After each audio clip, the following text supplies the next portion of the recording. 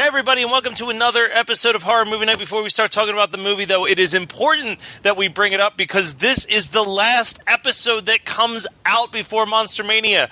If you are listening to this episode and you haven't already, go and check out Monster Mania's website because we are at Monster Mania 36 in Cherry Hill, New Jersey, and the following night, so that's going to be on Friday the 10th is when Monster Mania starts off. The following night, the 11th, we are going to be at the Brick Wall Tavern and Dining Room in Burlington, New Jersey, where we are going to be discussing Jason Takes Manhattan and Freddy's Dead. We've got a whole bunch of guests lined up for that. We're going to have local Philly comics, Eddie Gallagher and Steve Clark. We're going to have also guests, the super villain punk rock musician Johnny Neutrano, and the horror host / hip hop rapper Bone Pounder are all going to be on those episodes.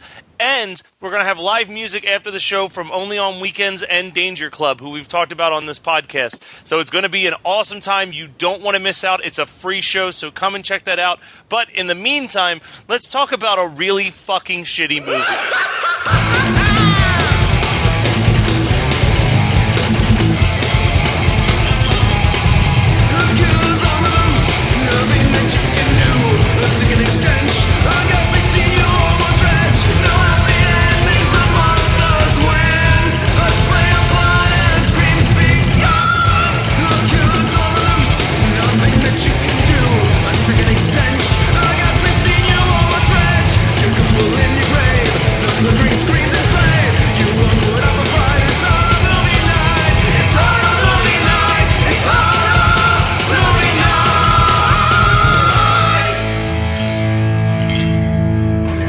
Movie night, everybody. If you came here for action, thrills, and pulse-pounding suspense, then you are in luck. Because when you take this episode of our podcast and compare it side by side to Project Metalbeast, you will realize that our show is a fucking non-stop thrill ride. So strap in, secure your loose skin, and prepare to get restful and deep night sleep as...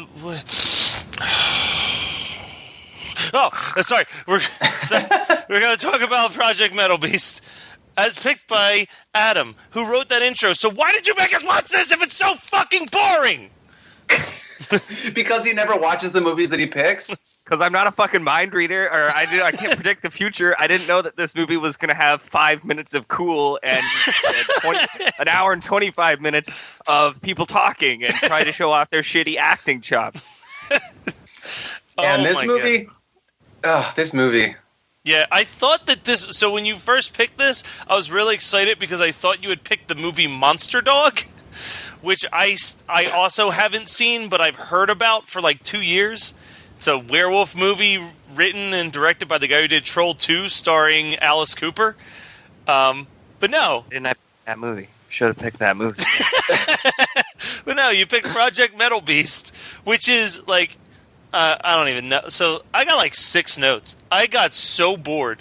Like, are you serious? I have tons of notes. One of my notes says... Notes, yeah. One of my notes just says 90 minutes of this seems like a lot of commitment today. To be fair, I started watching this movie and was like, oh man, this fucking sucks. And then I took a week and I came back to finish it. And I started from the beginning the second time too. And it was a lot more entertaining than I expected it to be the second time around. So maybe I just did it. Maybe that's the way to do it, because at least half of my notes are just me venting personally. Like the other one says, we haven't done a werewolf movie since episode 1 and we're going to do this shit.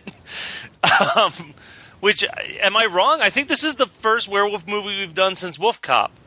I think that you're not wrong there. Waxworks has the best werewolf in it, but yes, it's really, we don't do a whole lot of werewolf movies because they're real dry. There's not a whole lot of fun. We would just talk about the transformation scenes. Yeah. Also, I think that since werewolves are arguably my favorite monster movie trope, I don't want to say villain because they're not necessarily villains, but they're my favorite monster, I'd say, mostly because of the fucking transformations. But because of that, it makes it so that a lot of times I'm way too critical of those movies, and it would sound like I'm shitting on a good movie. I want to start this off by reading you this IMDb review that I found while I was researching the movie here. This is 10 out of 10 stars on IMDb. I can't believe what great electrical work they did on this movie. I mean, really, the lights and stuff were fantastic. I didn't see a single extension cord in any shots. 10 out of 10. Oh, man. So this movie's plot is pretty much insane right out the fucking gate. Like, they... Yeah, so we're going to... Where was it that they went to? What was the country? Does anybody remember? I don't know. It's probably some fake-ass country like the one you that they... paying attention at the beginning? Because I sure wasn't paying attention halfway through. I might have been halfway through this movie before. It's like, oh, I should probably listen to what they're actually saying. Yeah, I mean, the opening was incredibly boring. There was so many shots of this movie where they wanted to build up tension, but they would go on, 45 minutes too long. It was fucking... Yeah. I want to say that the one part that has the least tension, which I think is the funniest part of this film, is that when the merc... And honestly, I didn't write down anybody's names, and I watched this movie almost 1.5 times for this episode, and I didn't pay any attention to people's names because I didn't care. But the merc, the guy who turns into the Metalbeast... Yeah. There's that one point where he's starting to turn after he injects himself with the serum or with the blood, and he his hand just turns, because that's really perfect. Because I mean, if you are turning into a werewolf, wouldn't you want it to just be an extremity that you can hide and then slash people with? Well, and would that make sense since he did inject it in his arm? So maybe that makes sense that it would start with his hand first before going full werewolf. I mean, maybe, but I don't think that really makes sense in the scheme of, okay, he injected blood into his blood. Circulatory system-wise, I don't necessarily think that your extremities would get it first. That's just me. Yeah, but they don't give a shit about that when they were writing this movie. But it has Brad. Of course. It has Brad from Rocky Horror Picture Show in it, so that's the thing. Oh, that makes it okay. But no, so he starts to turn into a werewolf, and the woman that he finds this woman, and he has his hand hidden behind his back, and she's like, oh, hello, so-and-so. And then he shows his hand to her. It's a long shot down a hallway. Or were we supposed to be surprised that I think he raped her. I was really uncomfortable and confused by the fact that her clothes were torn to shreds and she was shaking uncontrollably, but she wasn't dead. So no, what would and that she didn't appear to have... Yeah, and it didn't appear that he ate any parts of her or anything like that. Everybody else that he assaults from earlier in this movie to after this movie, they're all getting eaten. They're all getting at least their throats ripped out and eaten. So yeah, I'm not 100% sure what happened in that scene either. I think that he assaults her in a probably a sexual way because her clothes are getting ripped off. I don't know. Maybe I'm just reading too much into it because of the fact that we have a problem with picking movies with rapey undertones, but it is not an issue. Intentional at all. I think if she did get raped, then this is the absolute epitome of subtlety when it comes to movies that we watch that include rape. It's true. It's absolutely true. But I mean that scene. What I'm getting at though is that scene seems to be trying very hard to make you worry that he's going to hurt her with that long shot. But there's no tension built. You're just well, he's going to do something to her because he's got a monster hand now. Yeah, we know he has a monster hand. Something's going to happen. But, I mean, okay, so the movie begins. They're in Patagonia or wherever the fuck it is that they went to. Oh, my God, they're getting some sweet pullover shirts, though. Absolutely. And so they break into this mansion, and they find an arm on the floor. First off, that's a fresh arm because there's no rotting or anything to it whatsoever. No. But somebody has dumped maggots all over it. Was a little confused about that. But it right away, they go into a room, and a fucking werewolf jumps on them from the ceiling. Minute 5 we're at 5 minutes and 2 seconds in. Somebody gets jumped by a werewolf. And he shoots the werewolf and then takes a bunch of vials of its blood, goes back to the States. We're going to test it out, blah, blah, blah. Try and figure something out to do with it. So the guy injects himself. I have a quick question for you guys. Have you tried to explain this plot to anybody? Nope. No. I tried to explain this plot to Megan today, and it took me 5 minutes And I mean, I was trying my best to make it as simple as possible, but there's no way to uncoil the ridiculousness of this plot to someone. Well, you're about to run into a huge brick wall right out the gate for this movie. Because here's the thing. So whatever, he injects himself, he turns into a werewolf, the guy shoots him, they decide to put him in cryogenic storage, and then 20 years later... Oh, 20? I thought it was just 10. Wow, that's even more ridiculous. Yeah, it was like 20 years later, because that was 1974, and this is 1994, or whatever, that they're doing this now. So...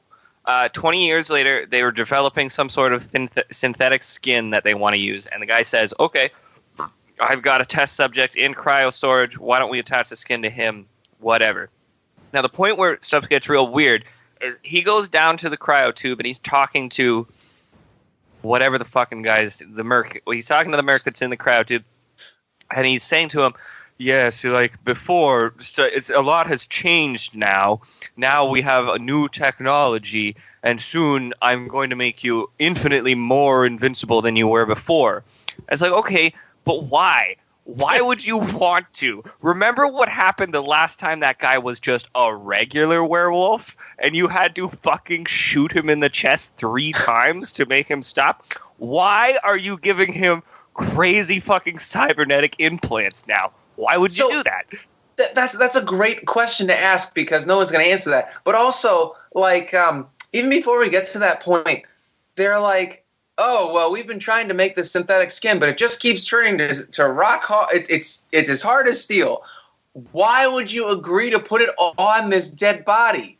Like, just the leaps of logic that everybody in this movie... God damn it. And I love it because he comes to them and he's like, well, I have cryogenic cadavers and you have this metal skin. And they're like, yeah, explain to us how those two things relate to each other.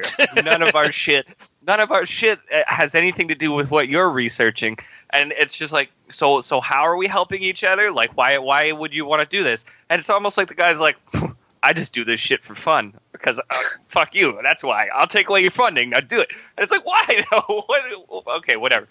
So, whatever. We're glossing over so much stuff because I have notes, but they're few and far between notes because there's huge chunks of this movie where two people will look at a computer and talk to each other, or they'll drink vodka in a room and talk to each other. I think my favorite note that I wrote that kind of explains why this movie's slow is nothing like a thrilling poker game 1/3 of the way through the movie, where it's just like this long, drawn-out scene where it's just everyone sitting around playing poker. Yeah, and there's 2 of those, actually. This is rivaling The Brain for how bad the pacing is. But I have a couple of things that I have to say to get us up to where we are in the theme or in the plot so far. The music at the beginning is god awful. Like, I don't understand how that even happened. It's so out of place. It's like Funhouse music for what's happening in this movie. Like the movie Funhouse, or just like circus music? Circus music. Just because you and I had a conversation earlier on today about Funhouse, the movie, doesn't mean that I'm talking about it now. Calm down. I mean, it is a great movie. There's a scene. Okay, so there's a scene where they're in a kitchen and then they're now arguing with a chef who seems to be freaking out in Spanish about holy water, right? And the other guy goes, well, can't say I really blame him for being scared in here. And then they go to the fridge and they pull out a corpse and they start doing stuff to it in the fucking kitchen. Don't do that. That's no wonder you won't cook stuff. This is against so many health standards. You're terrible. Get out of there. And then they're in an operation room later. I was like, you could take the fucking corpse there. That's cool. Get it out of the open floor plan kitchen. And also, I don't think that they were really following the correct operation standards when they were operating on his cryogenically frozen corpse, because there are people walking around without masks on and they're like talking, and there's that one guy who's just like in plain clothes, if I remember correctly. Yeah, man, there's a guy that just sort of also sits at the computer, just sort of bippity bopping around at the computer, and occasionally she'll look over at him and she'll go, well, what's the core temperature at? He'll go 45. She'll go, bring it up to 90. 2 seconds later, he's like, okay, now it's up to 90. It's like, no, it's not. This would take a while. I don't believe you. I just have to point out the fact that this is another Adam pick with full frontal male nudity and no female nudity. This is something that happens a lot. Don't ask me why. Hey, get comfortable with your sexuality, bud. Sorry. I'm comfortable. I'm totally comfortable. I would like there to be a little female nudity to go with the male nudity. Personally, that's just me. No, comfortable is going out of your way to search for movies that just have cock in them. Get on my list. I'd love to see what your Google search is like. History is. It's like horror movies with only cock. Yep. I was like, yeah, you're right. We haven't done a werewolf movie in a while. So I'm like, werewolf cock movie. Let's see here. It took him 3 pages to get past Wolf Cop, but he got to this. Well, actually, 3 pages of Wolf Cop, 300 pages of Rule 34 werewolf porn that I had to fucking... And I had to skim through all 300 pages of that. I had to, just in case. He did that for us, man. Yes, please. Appreciate it. This is why I appreciate you as a person. Are we at the point where the guy... So the Metalbeast is like out roaming around now? Is that where we're at? Yeah. I'm at where he's still sort of half man, half Metalbeast, because that effect kind of cool. I hadn't given... That is literally... My note says sometimes the wolf looks cool and sometimes it looks like garbage. Like, that sums up the wolf effects throughout the entire movie, actually. Yeah. I actually said it looks sweet in a mid-90s sort of ridiculous way. That was my full note. And I think that what you're pointing out, Matt, is that sometimes the Metalbeast looks like it's fucking jacked. And sometimes it looks like it just ate like 5 bean burritos. It looks so fucking bloated and chubby. And I'm like, I understand that there has to be a person in that suit, but get like the skinny guy that does Abe Sapien. Come on. There Doug is Jones a person was in waiting. That suit. There is a person in that suit, and his name is Kane Hodder, because that's who's in that suit the whole movie. Yeah. Yeah. Oh my God! No wonder he looks so bloated. Kane Hodder. So, fun fact: if you look on the Wikipedia page for this movie, which, side note, the full title according to Wikipedia is Project Metalbeast DNA Overload. Every single name, except for 3 names, is in red because there is no purpose for them to have a Wikipedia page. That is including director, producers, all of the writers, all of the companies that distributed the movie, all of the cast. This is like just a parade of nobodies, and then like 3 notable names. Kane Hodder, and Kane Hodder's belly. No. Because he's Barry Bostwick, a.k.a. the mayor from Spin City, and fucking, he was Brad in What's Its Face? Rocky Horror Picture. Red Hot Chili Peppers. Yes. Rocky Horror Picture Show. And then I feel like the other chick, the one chick has been, she was in Darkman too, but not much else. So she's made a career out of being in movies about... Are you talking about the one with the bob haircut and the dark eye? Yeah, Kim Delaney is her name. But yeah, so she's been in a bunch of movies about synthetic skin. She looks way Darkman. more familiar than she actually was. Yeah. Oh, interesting. Huh. Maybe that's her fetish. I have no idea. Anyways, 90% of the reason that I picked this movie was because I thought we were going to see like a cool cyborg werewolf thing. He just looks like a regular fucking werewolf. He does. He looks like a normal werewolf who has matted silver fur, and then at the very end of the movie, he has like porcupine quills on his back a little bit. Those quills are sweet, though. I do dig that. The thing as far is as creature design, I could see this creature being in like a '90s Metallica music video, not a fucking movie. Like I did. That might actually be why I like it. It's a distinct possibility. Here's a crown king of the metal beast. Oh fuck! Even if we parody Metallica songs, Lars will sue us. We can't do this. Shit, cut that so fast. He's gonna take all our Patreon money. Oh shit! It's rock. It's hard as metal. I can't cut it. Oh shit. Listen, Matt, if you don't cut that, what's going to happen is that the April newsletter is going to be like, what did we do with your Patreon money? Gave it to Lars Ulrich. It's just going to be a picture of Lars throwing you a real dickish thumbs up. Like, ha, ha, ha. Actually, it's going to be Lars doing the same drum beat for 9 albums in a row. Yeah, for 30 years? Yeah, that sounds great. You know, I think Megan had a really great revelation that she shared with me. I mean, maybe it's not a revelation for her, but it really has been resounding in my brain for the last week or so. She was talking about people that are mediocre musicians, and she was like, you know, the thing that makes mediocre musicians is people that don't challenge themselves. And now it makes complete sense. Lars is really just like, I think he might be a cyborg, like a really shitty cyborg from 1970 something that was just like, I want to play drums, but my programming won't let me. So he like learned one drum beat. Are you trying to tell me that Lars Ulrich is a stuffy? And Lars does challenge himself. Saint Anger was him challenging himself to sound even shittier than normal. That's the other thing, though. You can't cut it because that actually ties back into Operation Metalbeast. He looks like Project Metalbeast. Project Metalbeast.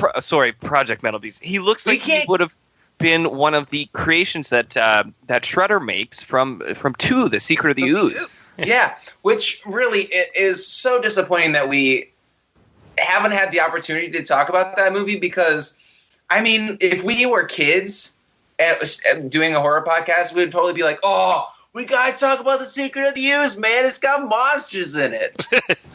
The babies! Yeah, babies! Cue all 3 of us doing our shitty Shredder impressions. Sorry, but the Shredder from that movie was even doing a shitty Shredder impression. All right. So the movie ends. I mean, the movie's over. The Operation Metalbeast Project. Project. Why do I want to say Operation Metalbeast? I don't know. You said it so often in the chat that I thought it was the name of the movie, and the newsletter went out as the movie named Operation Metalbeast. No. I fixed it. Oh, you did? You did fix it? Okay. Yeah, I wish you had. No, I had to double check because I was like, I went looking for Operation Metalbeast on YouTube because I was like, I know that I watched half of this already. I just can't find it. It's because I was looking for Operation Metalbeast. Was there any like sweet indie metal on there that you found that was under Operation Metalbeast? No, but there are like there's a sweet, I don't know if it's indie, but it's like European power metal band called Battle Beast that's got a lot of really ridiculous over the top things that they do that you might enjoy. But there is no band called Metal Beast, so if you guys want to make it happen, I got the riffs. I got, I'll just do my Shredder impression as vocal. No, you can do your fucking Mo Rutherford impression. Well, we can call ourselves, no. We'll call ourselves Metal Beast BC, be like Ghost BC, but you can just be like, what's his name, Papa or something around there? Yeah, I'll just, it's a long way down from the pinnacle to the pit. You guys laugh, but we'd make way more money in a shitty Ghost BC ripoff band than doing this stupid podcast. You could call the band Operation Metalbeast. That is a music nerd joke, and I really appreciate it. Good job, Matt. Yeah, Jesus. good shit, Matt. You got the stuff. Can't get enough. Can't get enough of that wonderful stuff. So, I mean, that's it. The whole movie, Project Metalbeast kills a bunch of people. I think we're only left with maybe like two people. 2 women and 1 guy. 2 women and 1 guy. Right. They run around in the basement, and they've created rockets, essentially, like RPGs. That rocket explosion, I laughed out loud. I was watching this with headphones, and I laughed out loud because it's so dumb looking, but also so entertaining. Yeah, it was actually pretty sweet. But yeah, they exploded with a rocket, and that's it. That's the end of the plot. No. You're missing the gotcha moment where the synthetic skin starts beating. Oh, yeah. There's a 1/4 inch by 1/4 inch patch of fucking skin on the ground, and it makes a little bit of movement. What is that thing gonna do? Where's it gonna go? It's not going anywhere or doing anything. Remember that part? What? Remember that part in the stuff when the lady gets that big piece of stuff on her face? It's gonna do that. Well, no, I was going to say, remember a little movie called Monster Squad, where they blew up a werewolf and then he sucked himself back together somehow? Yeah, but that's a kid's movie. That's not realistic. Yeah, not like Operation Metalbeast, which was Project Metalbeast, which was... Yeah. I'm just going to keep saying it. Fuck it. I don't... Let's call it Let's call it Object Metalbeast. Let's just call it DNA Overload. Yeah, DNA Overload. Otherwise known as My Saturday Night. Wink.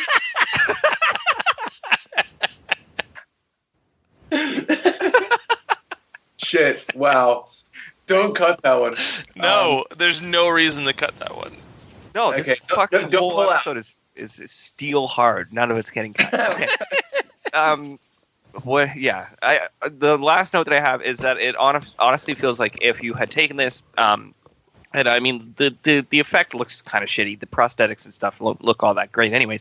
So if you just turn this into your 15-minute on the weekend college film product, I probably would have thought that it was pretty cool. Didn't need all get Dawson Leary on the phone. He's got his next movie. Yeah, there you go.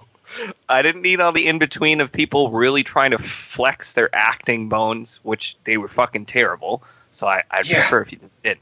And the one guy the very like meek guy that is sort of always like running out of the room and like scared, that guy was trying his absolute damnedest. That guy was giving it his all in this movie.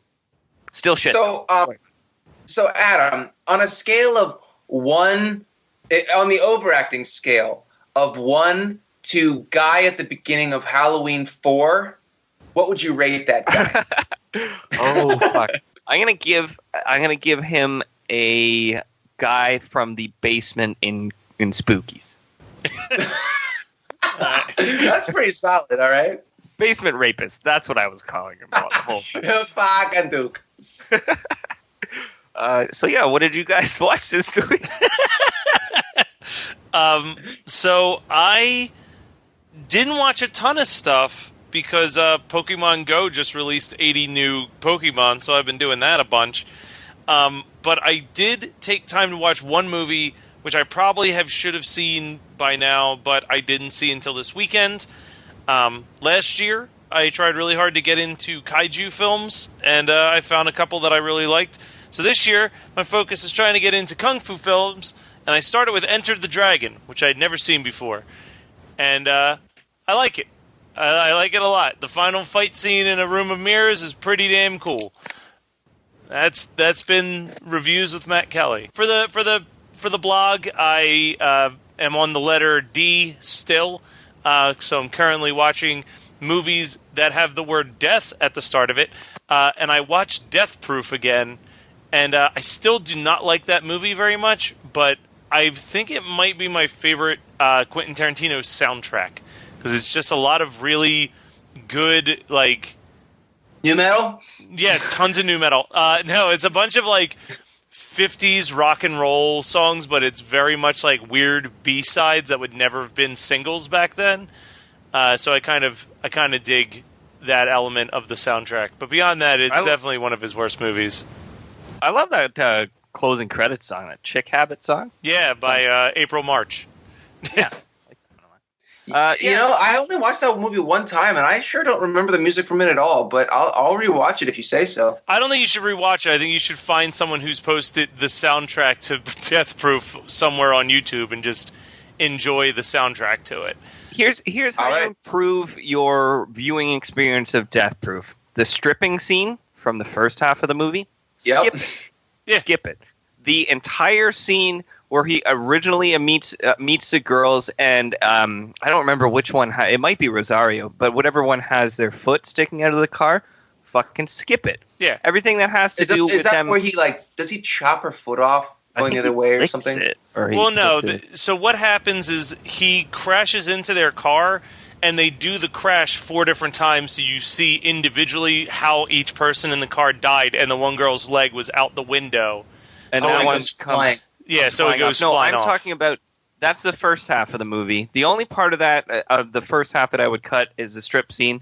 As attractive as I find that girl, she's thick as fuck. It's just not. You just don't need it, right?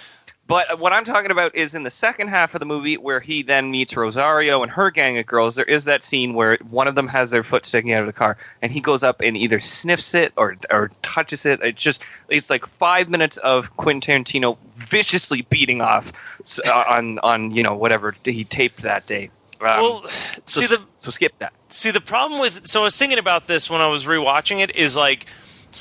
I feel like the biggest downside for Death Proof when it came out was that it was being compared to Planet Terror, which was definitely the far superior of the two. But does Death... Or does... I was going to ask you this. Does Planet Terror hold up? Because I watched it one time in 2006 when it came out. Yeah. And never again. So here's the thing. What I realized, though, in rewatching it and having watched way more Grindhouse movies is that Planet Terror is just an 80s horror movie. You know what I mean? Like, Death Proof actually feels like a Grindhouse movie. So in that sense, Quentin Tarantino was way more successful than Robert Rodriguez on actually recreating the feel of a Grindhouse movie. The downside is that Grindhouse movies are pretty fucking boring. So, much of them are. So, can you explain to me, what makes something a Grindhouse movie? Because I know that listeners are gonna be like, Scott, you should fucking know this, but I mean, it's not my interest level. So, a Grindhouse movie, as far as I understand it, was that it was like a 70s and early 80s exploitation film. But it was specifically of the time that it was being screened at theaters was like the graveyard shift. Like it was being played alongside porn. Like it was just like in New York, the dirty ass fucking theater that was open at 2 a.m. was playing these like super low budget like horror films and car chase films and shit like that. So like a movie like Death Wheelers is an example of an actual Grindhouse movie from the 70s that is like super fucking boring and unwatchable, but it's about a gang of bikers that are satanic and like attacking. Same with this. As far as I'm concerned, it is from that era. But if you were to try and recreate a Grindhouse film today, you're going to want violence, you're going to want sexuality, and you're going to want to have a concept that most mainstream companies wouldn't be happy to make a movie about. Like back then, there was stuff like Caged Women in Heat and all the biker movies and shit like that. Some of the stuff that we watch that would fall into our purview, like stuff like what was that 3000 AD movie or whatever that he was talking about the other day, shit like that. Yeah. A lot of like post-apocalyptic like car movies and the Mad Max ripoffs and shit like that. That's what that was back then. Higher end studios don't want to make that. You make it, it's going to be probably a Grindhouse shittier movie. Yeah, and a lot of those Grindhouse guys then like became like the Larry Cohens and the Frank Henlotter. Like, I guess the best way to describe it is like Basket Case. I would say the difference is like I would consider Basket Case a Grindhouse movie, but I wouldn't consider any of the other movies that he made Grindhouse movies, because Basket Case has that gritty, shitty, like this was made for a couple $1,000 look to it, whereas like Frankenhooker is just as equally bizarre and demented, but it looks polished, it looks nice, like it's shot like with some type of financial backing. Yeah, nobody read the script for Frankenhooker and thought, well, if we're gonna do this, I need 3 more scenes of violence and a sex scene in here. Then it might have been, a Grindhouse movie, but Frank Henlotter was like, no, it's good with the exploding crack. We'll leave it how it is.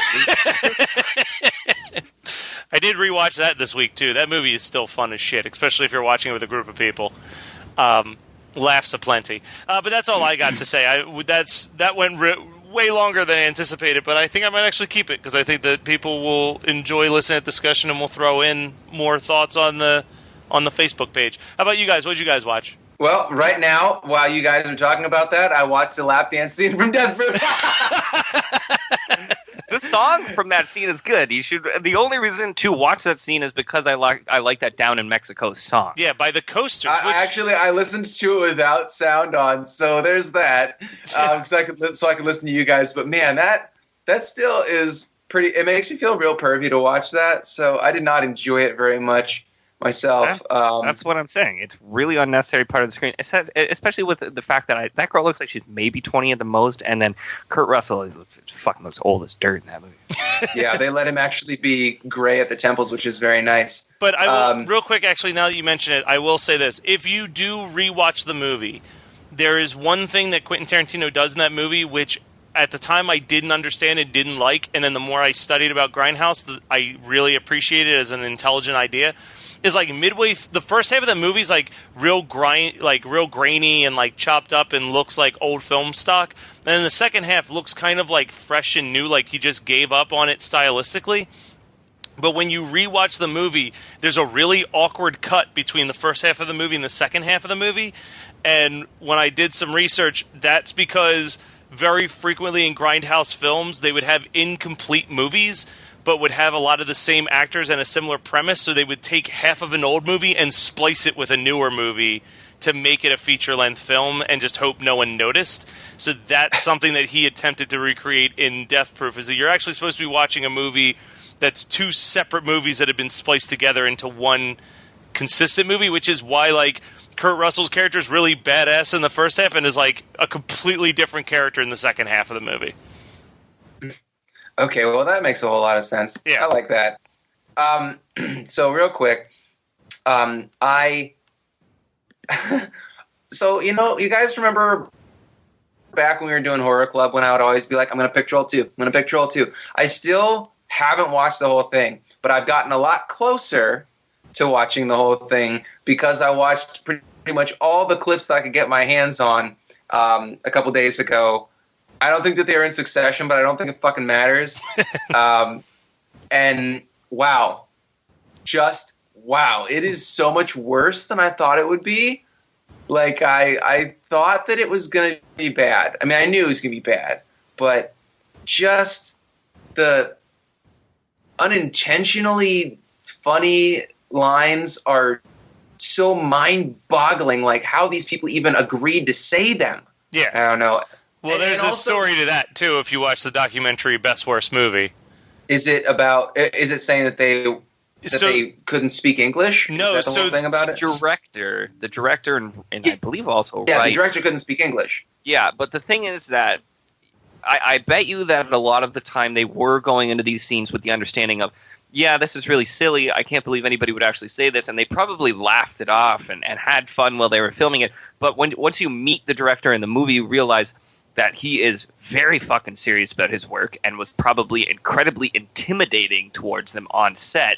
So that's what got this sort of like driven, serious performance out of all these people, which makes it so much more sincerely fucking funny to watch. Yeah, like it was literally just the literal Italian to English translation, and he demanded that they speak every word of it with like as on the page. So they're like, oh, okay, I'll say these lines. I'll rip your little tiny nuts off and eat them. Is definitely a line that's said from one character to another. God damn, that fucking movie is just. I can't believe that got made. Like, I mean, I know we watch a lot of bad shit for our podcast, but that is so beyond the pale. Yeah. Like, I know there were a lot of jokes about how bad it was, and just watching the things play out on screen. And when I finally understood, like, the context of, like, the oh my god scene. Yeah. I mean, I don't think I'll actually sit down and watch it start to finish. I don't think I have to now. I've seen the most bombastic parts of it. I highly recommend the documentary, though, because the documentary has this weird element of, like, there are definitely points where you feel sorry for some people, but then there's also these weird moments of, like, genuine sincerity where you're like, oh, wow. Like, it's like a weird redemption for a lot of these people who, like, have been so embarrassed by this movie that finding out that there are a group of people who love it, even if it's an ironic love, makes them feel like it isn't the worst thing that they've ever done anymore. Like it gives them that like feeling of like, oh, so this I shouldn't be as ashamed of this as I am. Like, which is kind of cool. And also, you should just watch it because the one character going to his first ever horror convention. You should watch that before we go to Monster Mania, so you can prepare Megan. Be like, Megan, watch this Or so I can prepare myself. Yeah, prepare both of you. That is true. Prepare both of you. Because I think it is Monster Mania. Like, I think it is Monster Mania Con that he's at, where he just is like, these people are weird, I'm leaving. And he just, like, leaves mid-convention. Like, packs up his shit and goes. All right, how about you there, Adam? What have you been watching? Well, the only thing that I have for right now is I just caught Nothing But Trouble. Oof. Is this your first time watching that? This is my first time ever watching it. I missed the first 20 minutes of it. Now, here's the thing. I'm fully filled in on what happened in the first 20 minutes because I've listened to like 6 different bad movie podcasts go on about this movie. Now, as much as it was a terrible movie and it was disgusting, and I have to eat soon, which I don't. I should have known better. Why did I don't understand? Like I kind of don't get it. I kind of don't get why so many movie podcasts sort of zoned in on this particular movie that everyone has done it. We Hate Movies has done it. Flophouse has done it. How Did This Get Made has done it. All of them have done it. So the best that I can come up with for that answer, because I'm going to make a confession here. I don't think it's that bad of a movie. I don't think it's a good movie. But I think that it's enjoyable under the right circumstances. If you're watching with like a group of people, you can have a really fun time with that movie. I think it's because it was one of those like super cheap, was on cable repeatedly type of films. So like a giant portion of like that demographic, like that, like I guess 25 to like 40 range crowd just saw that movie repeatedly. And it was like one of those early like, what the fuck is this? Like, Nothing But Trouble to most people is what Freaked was to me. Like, I constantly was catching Freaked on TV and being like, what the fuck is this? So I think Nothing But Trouble is one of those movies that just kind of is buried in a lot of people's memory banks as a really weird movie that they caught on television. And then it's just baffling that it was made with, like, the cast that it has. Like, if that movie was a low-budget, like, Larry Corman film or like a trauma flick, no one would bat an eye about it. But the fact that almost every cast member is like an A-list star, and were at the time pretty high A-list in high regard celebrities. Okay, so if you're saying that it's just ingrained in their collective psyche, and that's why that particular demographic wants to watch it, that's fine.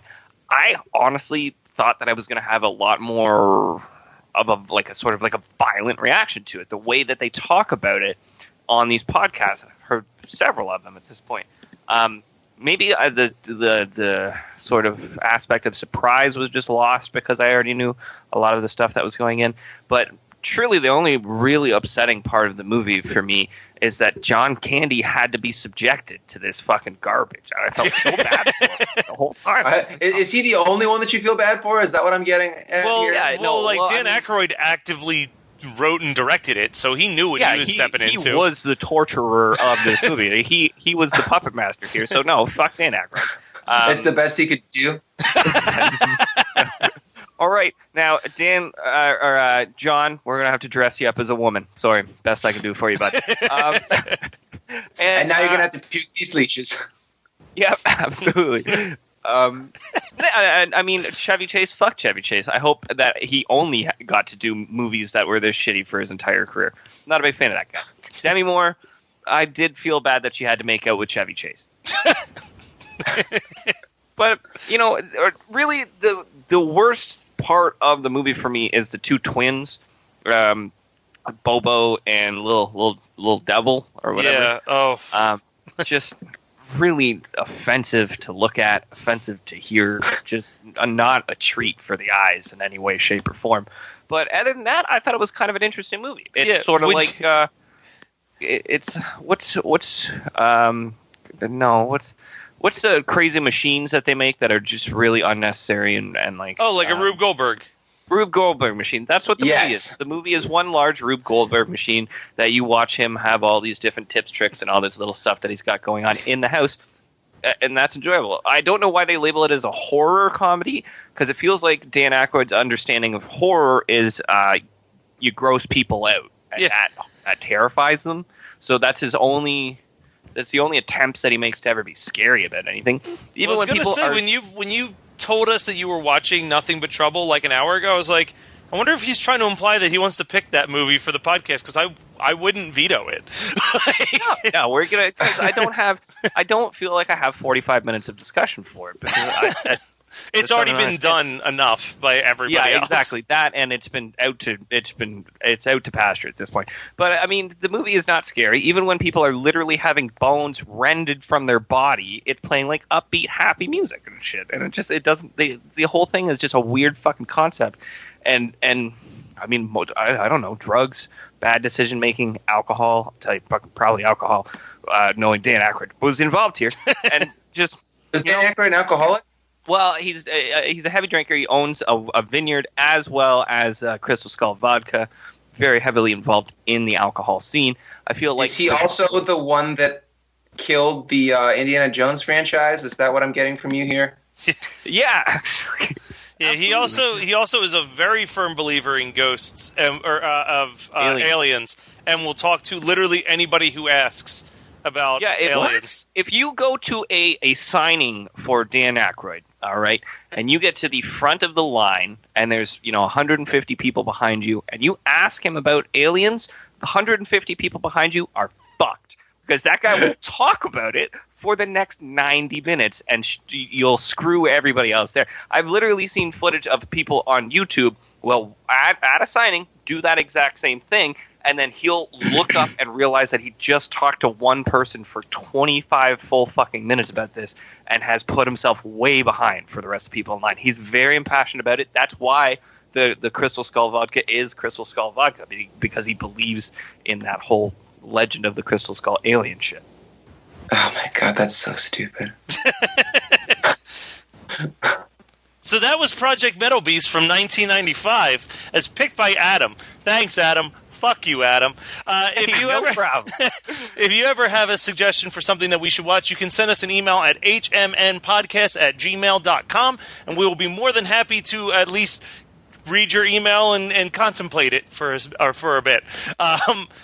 You can also check us out on our Facebook page, which is always active, always filled with people chatting, and of course, we are always interactive on there. And you can go to the Patreon account where you can donate some money so we can continue to do the things that we're doing, like the Monster Mania convention next weekend, and our live event also next weekend. So don't forget to check some of that stuff out. We'll be talking about that on the Facebook page as well. And there's plenty of places for you to listen and interact with us. Adam, where's some of the places they can interact with us? You can always follow us on Twitter at HMN Podcast. Feel free to DM us with any kind of questions or hit us with an @. We're more than happy to talk to you guys in the mentions there. As well as I just was Googling us earlier today, and I found us on player.fm, so apparently we're on there. I don't know how, but I guess we are. Anyway, let's sue them! You can check us out on Player FM until we sue the shit out of them.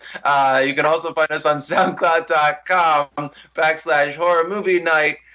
We have all of our delightful content on there. We are also on the Facebook page, obviously. And have we talked about Patreon?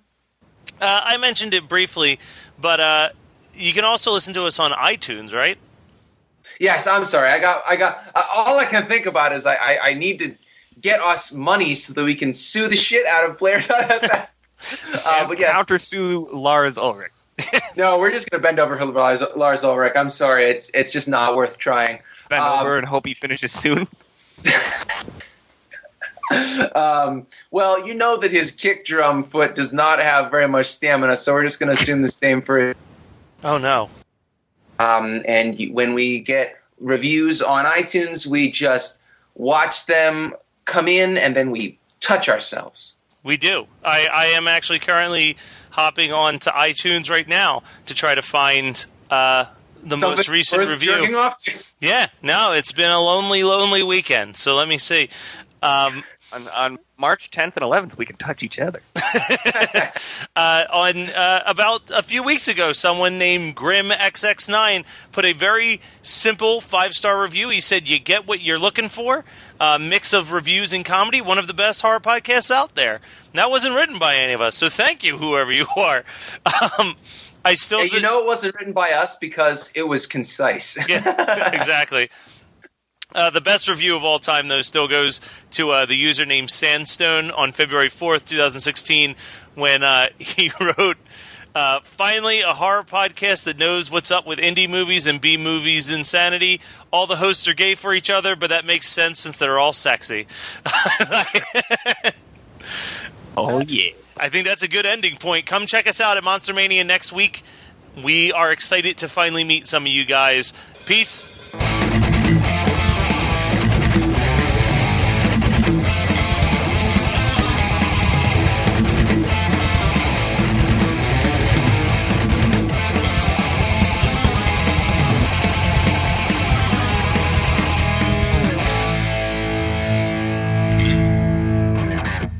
Wait, let me go get a, oh man, what can we use for that snare drum? Maybe we could go out and get a sewer drain. Oh, I got it. Let's all dress up as the Ninja Turtles and use sewer drains as, okay, forget it. Yeah, I'm probably going to cut that bad boy. You're listening to the Geekscape Network.